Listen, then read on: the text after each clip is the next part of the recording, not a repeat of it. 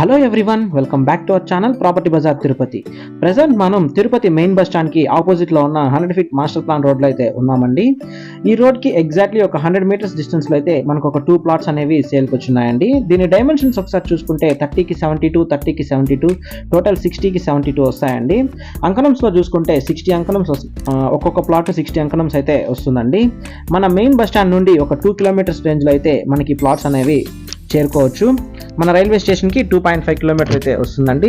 మన తిరుచానూరు కొత్త రైల్వే స్టేషన్కి అయితే ఒక 1.5 కిలోమీటర్స్లో అయితే ఈ ప్లాట్ అనేది వస్తుందండి. మన 100 ఫీట్ రోడ్కి అయితే ఒక 100 మీటర్స్ డిస్టెన్స్లో ఈ ప్లాట్స్ రావడంతో మనం దీంట్లో స్టే హోమ్స్ కానీ రెంటల్ ఇన్కమ్ బిల్డింగ్ కూడా ఇందులో అయితే మనం ప్లాన్ చేసుకోవచ్చు అండి.